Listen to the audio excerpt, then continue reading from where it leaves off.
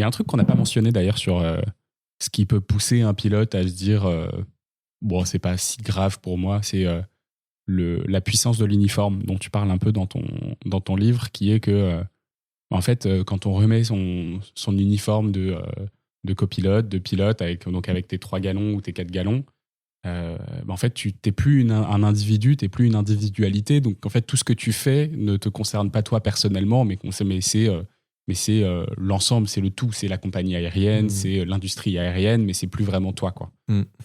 Et ça, je trouvais ça intéressant parce que du coup, il y a une sorte de déresponsabilisation parce que du coup, toute cette charge mentale de la transformation, elle est portée par des plus gros organes qui sont à la fois invisibles, à la fois qui sont juste un système, quoi. Et tu te dis, non, moi, je suis la compagnie, je suis pas moi. Donc, en fait, quand je vole, c'est pas mes émissions, c'est les émissions des autres, c'est les émissions des passagers, c'est les émissions de la compagnie aérienne, mais c'est pas moi qui fais ça, quoi. Moi, je suis juste le vecteur, quoi.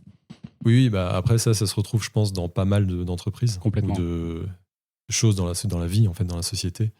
Il y a eu des moments dans l'histoire où ce genre de raisonnement-là, ça a causé pas mal de problèmes. Oh, oui. Actuellement, là, on parle pas de ça, mais il y a plein de personnes. Avec ICE, il commence à être uniformisé, la police de l'immigration aux États-Unis, il commence à y avoir des petites dérives là-dessus. Ouais, exactement. Tu parles de l'uniforme. Ouais. C'est vrai que dans la police, on peut dire c'est un peu pareil, quoi. Le fait d'avoir l'uniforme, parfois, ça peut pousser à des comportements qu'on n'aurait pas si on n'avait pas l'uniforme, effectivement. Donc, effectivement, dans mon cas, oui. Ce que je dis souvent, c'est que quand on est dans le cockpit, ce qu'on voit quand on est en croisière, par exemple, et que les moteurs consomment du carburant, on voit, nous, un écran avec une jauge, avec une aiguille qui nous montre combien de carburant on consomme. Mais c'est complètement dépersonnalisé, en fait. On n'est pas en train de ressentir le carburant qui est brûlé, l'odeur, etc. Et donc, on est... finalement, ça pose pas de problème parce qu'on pilote une aiguille, quoi. Et d'ailleurs, Saint-Exupéry et tu parle fais du aussi 1000 un peu litres de à ça l'heure et tu t'en rends pas compte, quoi. Ouais, voilà. Donc, on consomme, par exemple, pour aller à Tokyo, quand on fait un vol Paris-Tokyo sur un courrier, on consomme à peu près 100 000 litres de carburant. Et donc, oui, c'est plus que 1000 litres à l'heure, alors. Ça dépend des avions, etc. Ouais. Mais je donne cet exemple, il est assez marquant parce que c'est un chiffre un peu rond. Mais 100 000 litres de carburant, c'est énorme, quoi. Fois le nombre de vols qu'il y a sur Terre à chaque moment, il y a à peu près 100 000 vols par jour. 100 000 vols par jour? Ouais. Avec des pointes à plus de... Si on compte tous les avions de ligne et les avions militaires, il y a des pointes à 250 000 vols par jour. Oh, wow. Donc tout ça, multiplié par les quantités de carburant consommées, ça fait des montants complètement faramineux, quoi. Ouais, ce qu'on n'a pas dit, mais de fait, l'aviation aujourd'hui, c'est entre 3 et 5% des émissions de gaz à effet de serre totales, je crois. Ouais, alors on dit c'est 2,5% environ. Ouais. Mais il faut rajouter 2,5% de réchauffement climatique lié aux traînées de condensation. Donc en fait, on dit c'est à peu près 5% du réchauffement climatique. Les traînées de condensation qui sont du coup les traits blancs que vous voyez parfois derrière les avions en fonction des conditions atmosphériques et qui du coup créent des nuages qui bloquent en gros la chaleur dans l'atmosphère. Ouais, voilà, qui peuvent, ça crée des cirrus, ça peut s'étaler, créer des cirrus qui effectivement fait un effet de serre. Voilà. Donc, c'est pas du tout négligeable. Je parlais du vol Paris-Tokyo, 100 000 litres de carburant. Quand on est pilote, qu'est-ce que ça représente ? Ça représente que pendant une demi-heure, pendant que les passagers embarquent, il y a un tuyau qui est connecté aux ailes de l'avion et qui remplit les ailes de carburant. Donc, on ne voit pas le carburant. On voit le camion avec le tuyau. Après, le carburant dans les ailes, on ne le voit pas.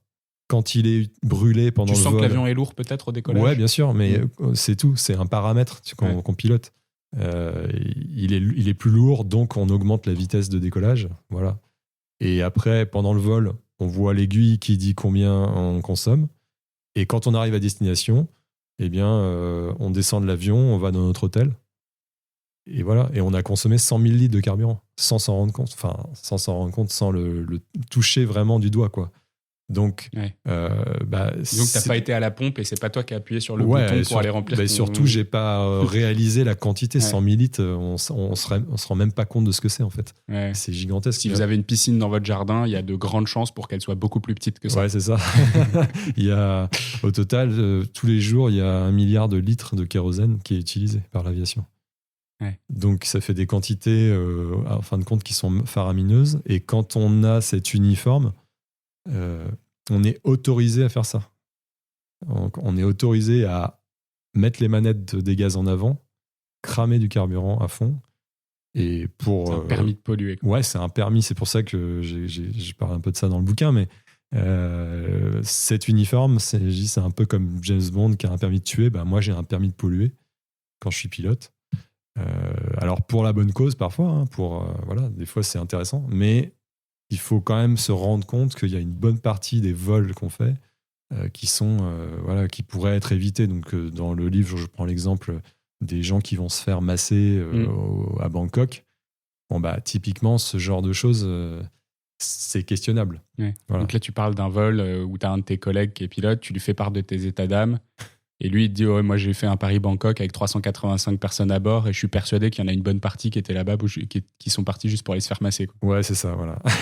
Et il dit ça de façon un peu cynique et en même temps en disant, bah voilà, c'est mon taf, quoi, transporter ces gens. Non, lui, il disait ça plutôt en mode je suis conscient qu'il y a un problème, mais après, il a rajouté je peux pas partir parce que j'ai un crédit, parce que j'ai des enfants, il faut que je paye les études, etc. Voilà. Donc. Mais oui, non, c'était une anecdote qui était assez incroyable. Et il y en a plein des anecdotes comme ça.